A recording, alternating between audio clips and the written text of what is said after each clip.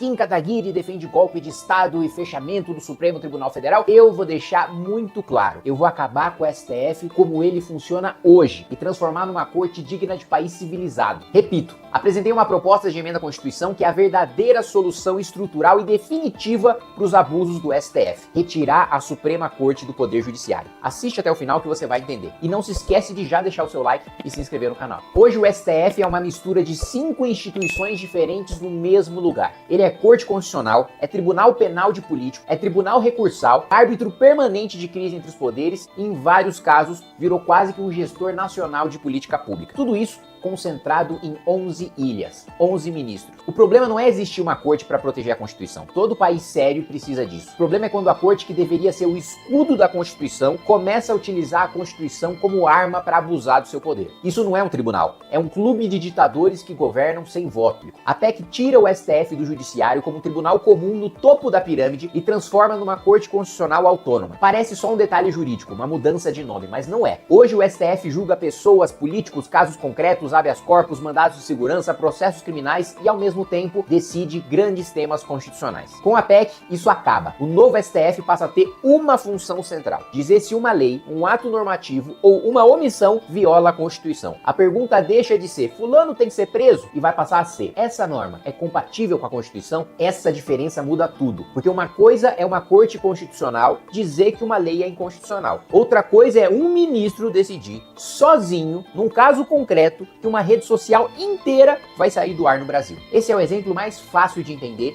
sobre os poderes abusivos. O bloqueio do X, o antigo Twitter. Você pode gostar do Elon Musk, odiar o Elon Musk, achar que o X é uma maravilha ou achar que aquilo é um esgoto radioativo, o que é exatamente o meu caso. Mas isso não importa. A pergunta institucional é outra. Faz sentido uma corte constitucional ter poder para tirar uma plataforma inteira do ar num país, e no caso concreto, por uma decisão individual? Na minha PEC, esse tipo de decisão não seria papel do novo STF. Primeiro, porque o novo STF não julga caso concreto desse tipo. Segundo, porque a PEC acaba com decisão monocrática no Supremo. Ou seja, o botão vermelho sai definitivamente da mesa do ministro. Quando um país de mais de 200 milhões de pessoas fica impedido de usar uma rede social por causa de uma pessoa, o problema não é a rede social e muito menos as 200 milhões de pessoas. Talvez o problema seja o botão. Outro exemplo, o Telegram. Em 2022, o Telegram também sofreu uma ordem de bloqueio no Brasil por decisão do STF, que depois foi revogada quando a plataforma cumpriu as determinações. De novo, a questão não é defender aplicativo, defender bilionário, defender influenciador ou grupo de zap da firma. A questão é arquitetura de poder. A plataforma descumpriu a lei? Que responda. Tem multa, tem processo, tem agência competente, tem justiça comum, tem devido processo legal. Mas uma corte constitucional não pode virar vara universal da internet brasileira. Com a PEC, o STF não seria mais esse balcão de decisão concreta sobre empresa, pessoa, aplicativo ou plataforma. Ele decidiria única e exclusivamente tese constitucional. Na minha PEC, se o STF reconhecer uma omissão constitucional,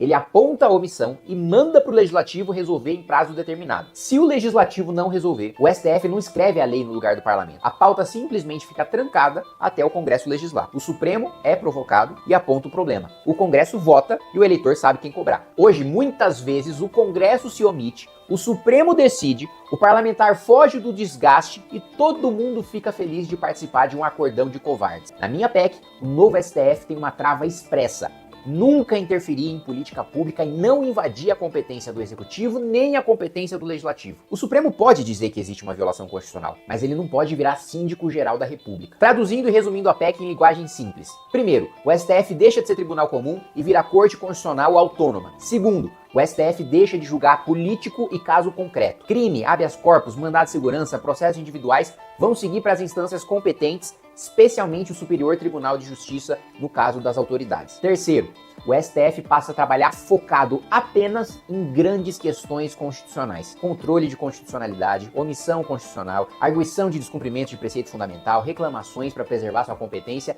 e temas semelhantes. Quarto, o Supremo não vai poder usar a Constituição como desculpa para governar no lugar de quem for eleito. Quinto, acaba a regra informal do ministro sozinho decidindo o destino do país. É o fim das decisões monocráticas. Sexto, ministro passa a ter mandato de 10 anos sem direito à recondução. Sétimo, a indicação dos ministros deixa de ser monopólio do presidente da República e passa a ser distribuído entre Executivo, Câmara dos Deputados, Senado Federal, Tribunais Superiores, OAB, Ministério Público e Academia, com aprovação qualificada pelo Senado. Isso dilui o poder.